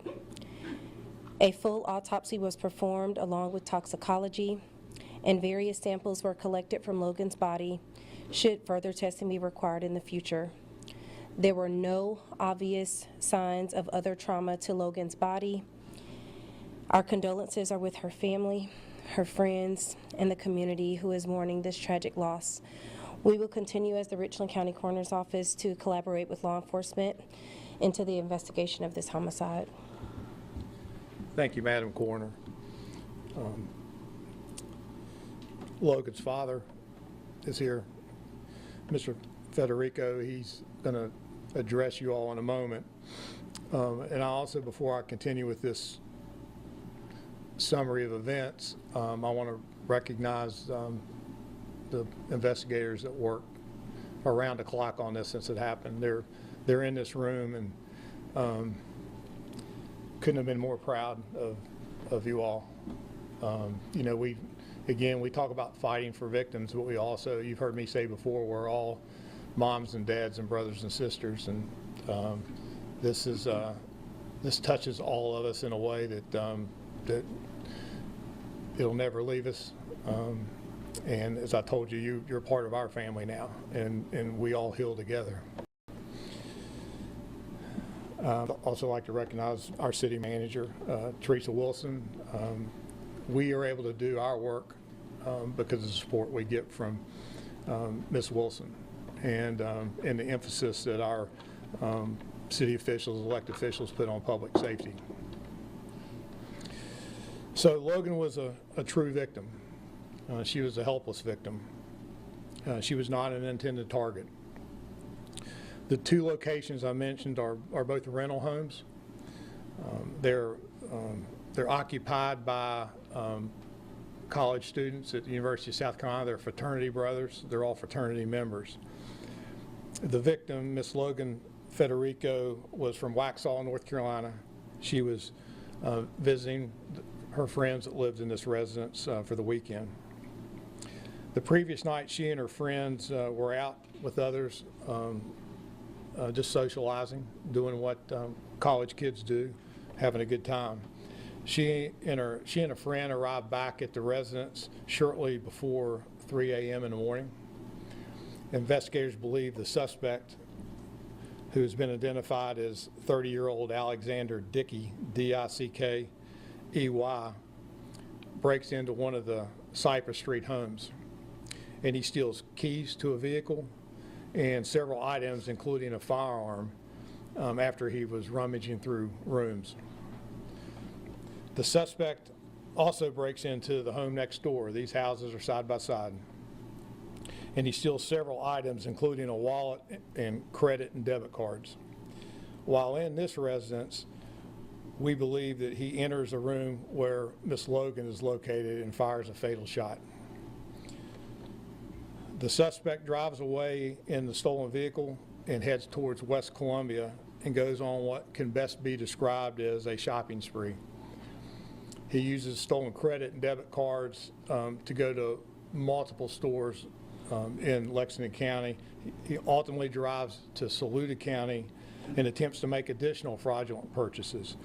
While at a location in Saluda County, the stolen vehicle breaks down.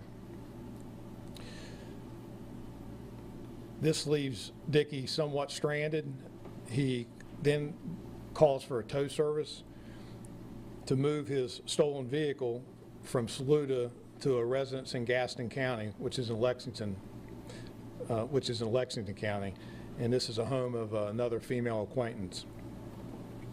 By this time, we have, as we've pushed through this investigation, we are starting to track him as a person of interest, and we have investigators from our department, the Sheriff's Department, and SLED converging on this location in Gaston County, or in the area of Gaston and Lexington County. As law enforcement arrives at that residence, a person flees out the back and into the wooded area, and that person is who we have identified as Dickey. Law enforcement from Sheriff's Department, Police Department, SLED, they remain in the area throughout the night into the next day. If you remember Saturday night, we had some severe weather. They were out in the weather all night tracking the suspect. Around 4 p.m. yesterday, a Lexington County resident reports seeing somebody come from the woods, steals a vehicle, and attempts to flee the area in his stolen vehicle, but wrecks a short distance away from where the theft occurred, flees again on foot, and heads back to the original Gaston home that he had fled from.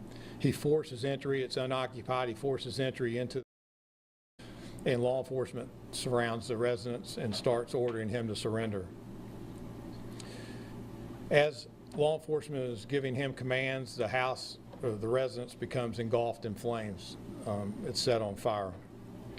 Dickey is extracted through a window, taken into custody by the Lexington County Sheriff's Department, and he was taken to a hospital where he was treated and released. And I'm going to let Sheriff Coon speak to the charges in Lexington County in just a minute. Our officers, with the assistance of Lexington County, questioned the suspect at the Sheriff's Department.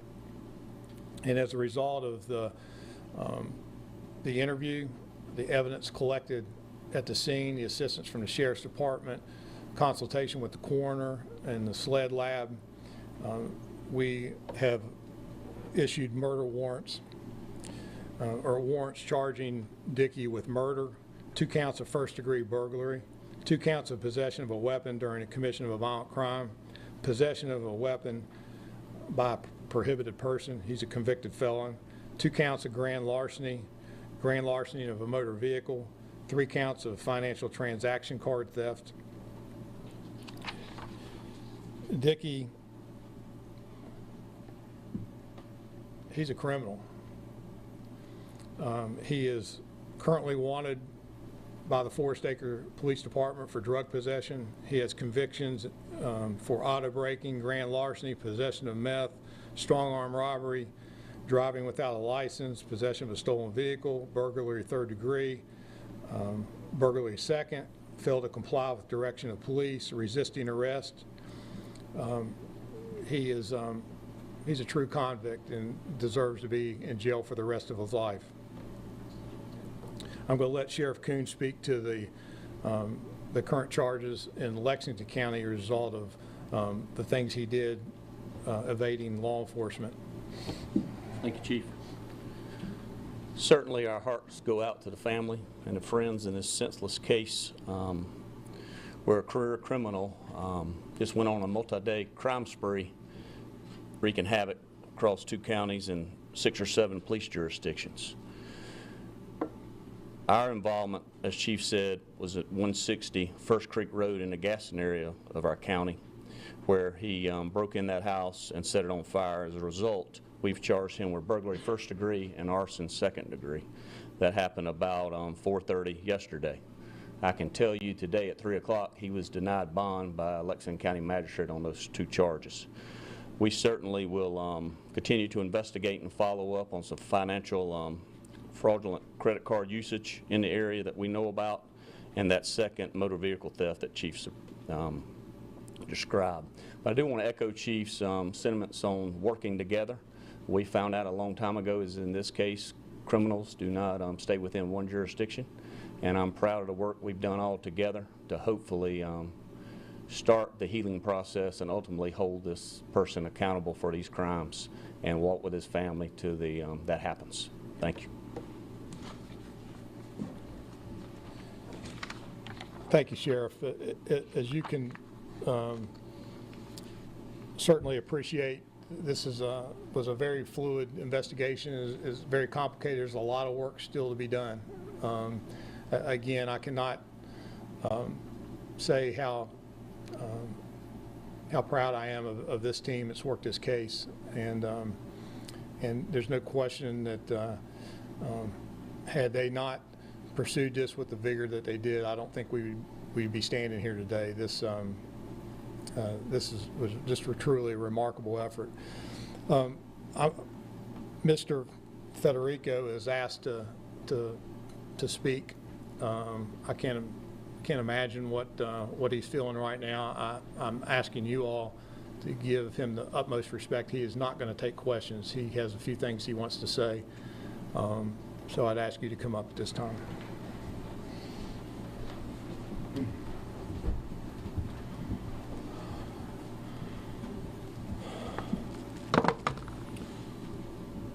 My name is Stephen Federico, and I am Logan Haley Federico's father, better known as Dad or her hero.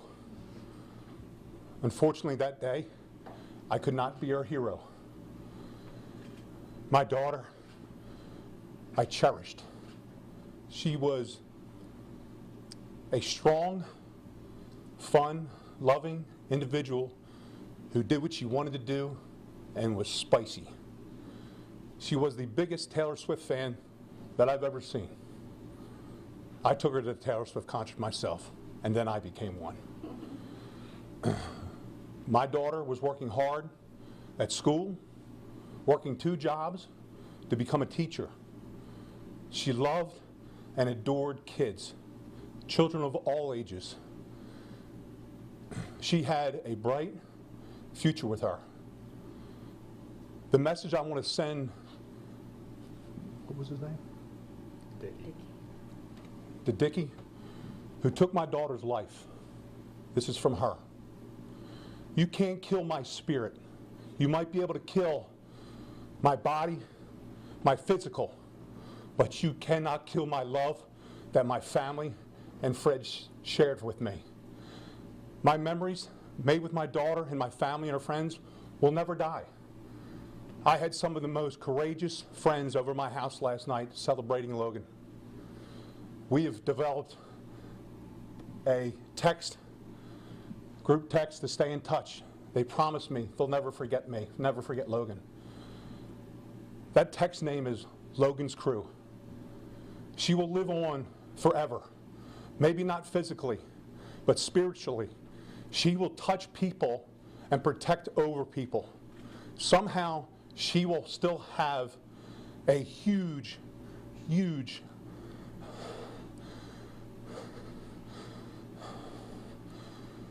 decision about what kids' life and looking over them.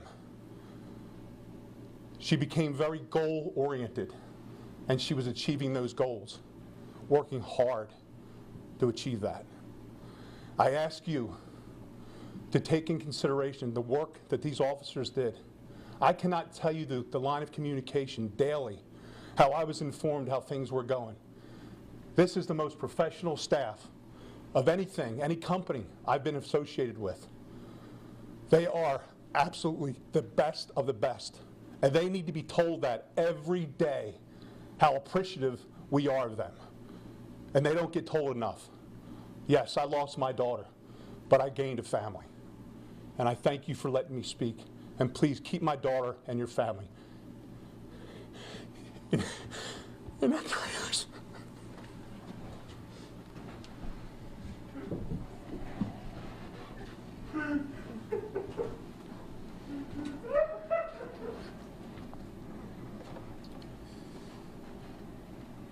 This is why we do what we do. We'll take a few questions. Again, this is a very active and ongoing investigation, so I'll answer what questions I can. Anybody? Chief Holbrook, you said her death was reported around 11 in the morning? Speak up, please. Sorry. Her death was reported around 11 in the morning. Why did it take so long to be reported?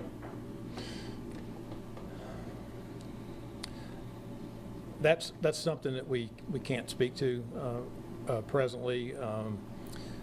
It was reported upon discovery of her body, and the time from when she arrived at home to that next morning, that's a time that we think is some facts that we're keeping close to the vest in terms of the investigation. We don't want to do anything to jeopardize the integrity of the investigation. Sheriff, do you have any comments about this catch and release system that we seem to have? I mean, the man was wanted in Forest Acres and now Lexington, now Columbia. I mean, how do you feel about that? It's already approved. I don't think this is really what this press conference is about. His criminal history speaks for itself. He clearly has lived a life of crime. He's been in the state prison system. At the time that he committed this murder, he was not on probation or parole. He was wanted by Forest Acres for a drug offense, and that was an outstanding warrant. But he was not on paper for any other offenses. But he is absolutely a career criminal, and that will be a significant factor in how this case is pursued. Chief Holbrook, do we know who exactly found Logan in that home? Is that information you can share with us? Her friends. Does it appear that he picked the houses at random to stop in front of and burglarize? We feel like this is completely random, that he happened to be in that particular place because of a series of other events. We don't feel like there was any interaction with any of the victims, to include Logan, prior to him arriving, on the property where they resided. I didn't say this before. There's a total of 10 victims in this case, including Logan, and they're victims of theft and theft of their credit cards and other properties, the vehicles. So, again, that's 10 separate victims, including our deceased Logan. And that black car, can you confirm that was stolen from a funeral home around here? Black car? The car that he stole first. There was a Cadillac that was recovered in the vicinity of this location that was stolen a few days earlier from a local funeral home. Thank you. Yes, ma'am. Could you offer any words of comfort to the community? Is this still a safety risk in the area? There's absolutely no safety risk in the area. This was a very well-established, safe neighborhood. There was I think, 2 other calls for service on that street this whole year, and it was for no major crime. There never was, we never felt like there was a threat to the neighborhood. We obviously would have communicated that immediately. We had a person of interest identified fairly quickly in terms of just somebody moving. We didn't have the name or face yet, but we knew we were tracking somebody that was involved in this. But there is no, we do not feel like there's any further threat, and again, I would reiterate that is a long, well-established neighborhood that has a good safety record. Thank you all very much.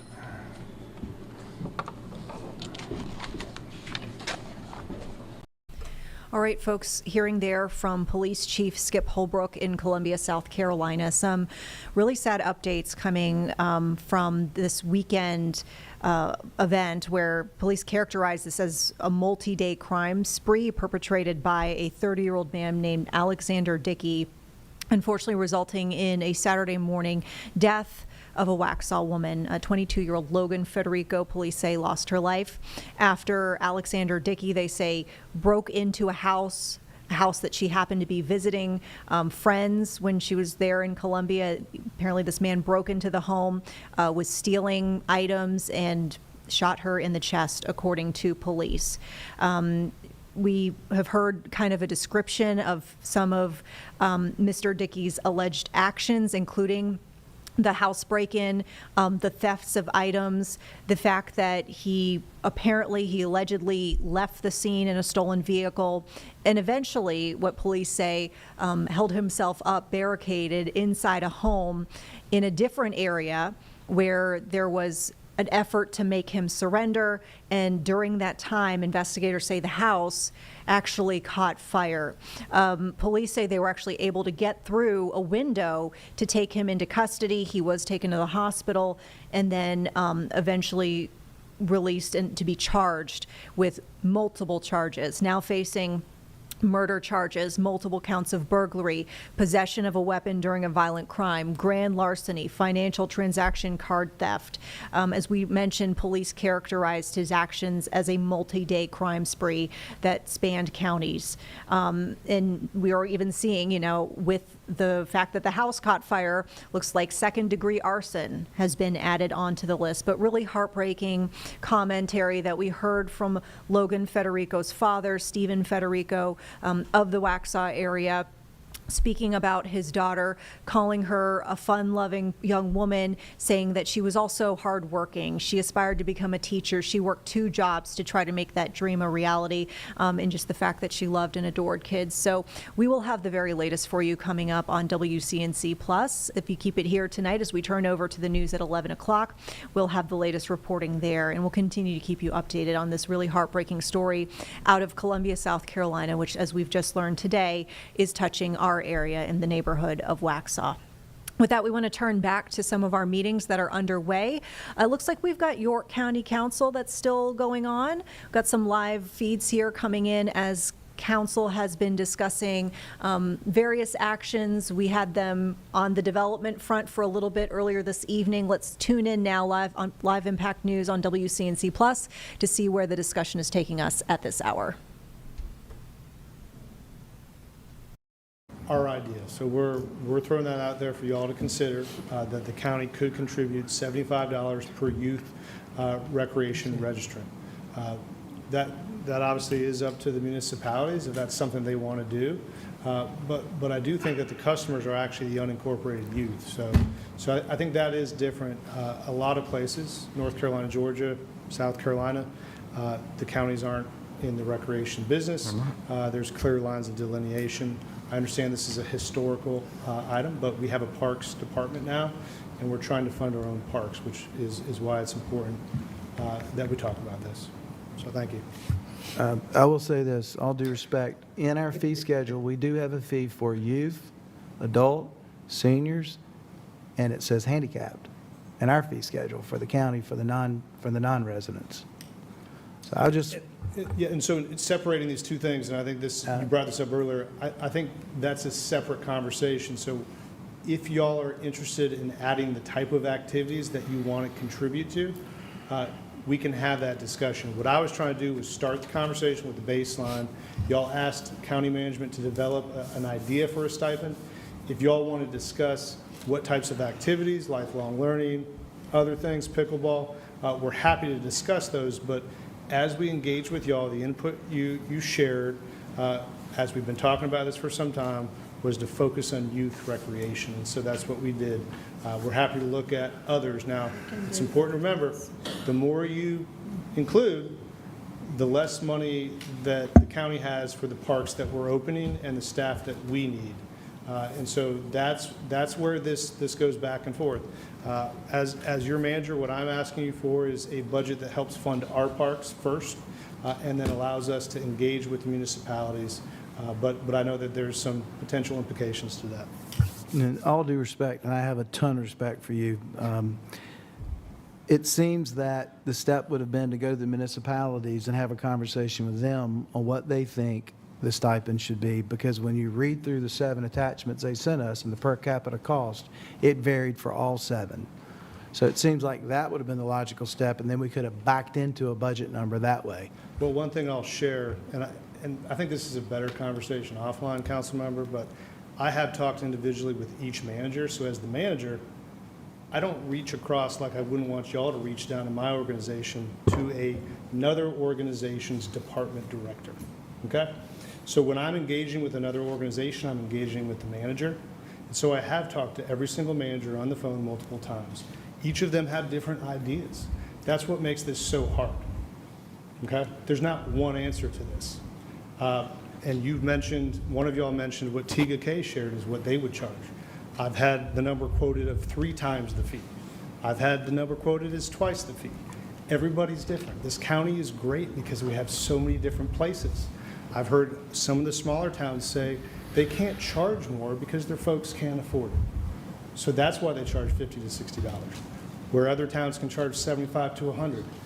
Everybody's different here. We want to celebrate that. We want to be a partner, but it makes it very hard to determine one solution that everybody's going to be happy with. So what we try to do is meet in the middle on the 75. That, in theory, is double the fee, which seems reasonable.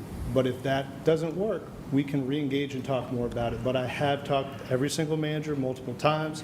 We've met with the parks directors. And part of talking about hard things is hearing both sides of the story. And I think it's important that the county have a seat at the table, which we haven't historically. This is a county tax, and the county didn't speak into the allocation.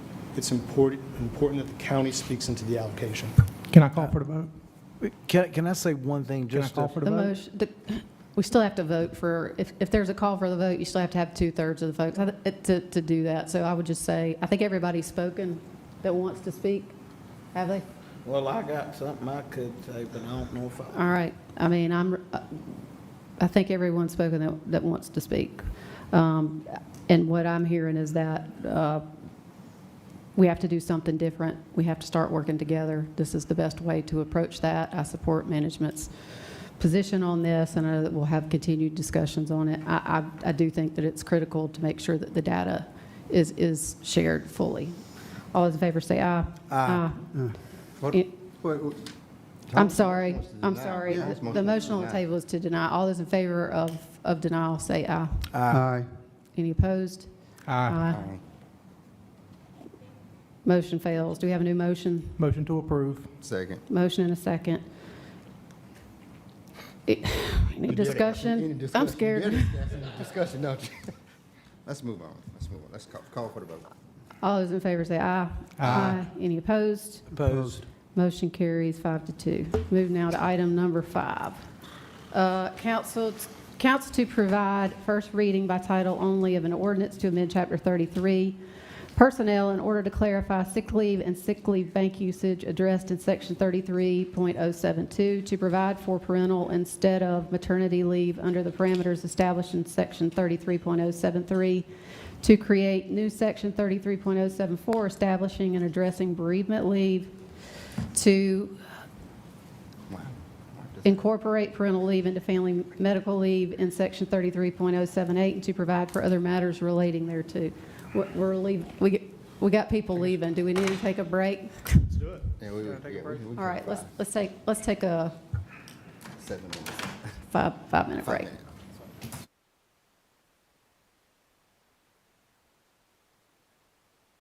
All right, so it looks like a little bit of a break there, York County Council meeting. With that, we want to turn the page and take you now in full, just for a little bit of a peek into this live feed that we have from the Met Gala carpet walk, where we've got all of our celebrities coming in, showing off their fashions. Oh, it looks like we've got, oh, is that Kylie Jenner?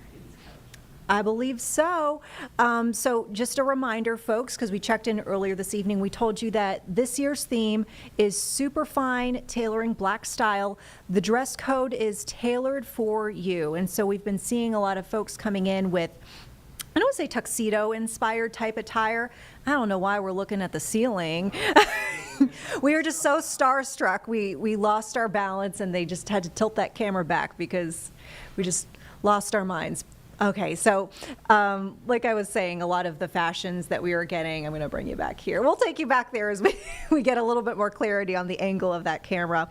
They might also be wrapping up, because I was hearing that this was going to happen until 8 o'clock, so maybe they went a little bit late with the carpet walk. But Fashionably late. Fashionably late, says Jeb Goldman, our producer. Love it. So yeah, we were seeing a lot of tuxedo type fashions.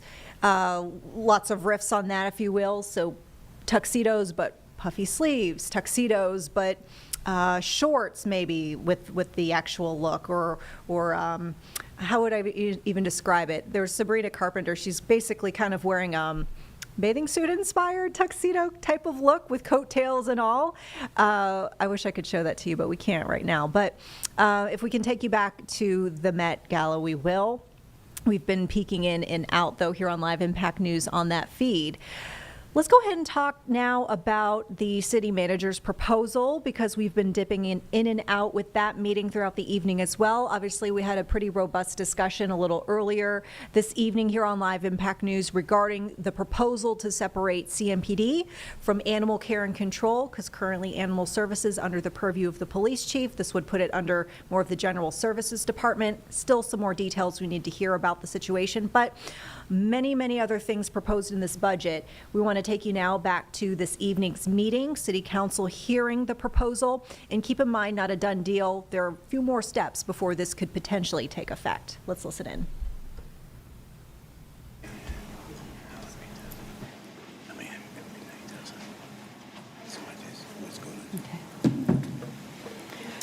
So slide 27, looks like the revenues are $943 million.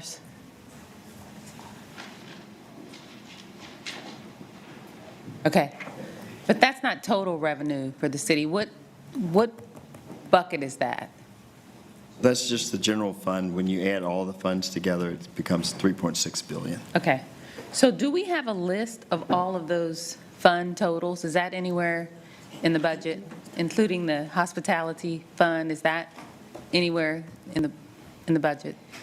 Yes, it is in the budget, and I believe that during the annual strategy meeting, we had a breakdown of all those too, so we can make sure we get that to you again. Okay, and not just me, just for the public to be able to see, to take a look at and see what it is that we're reviewing.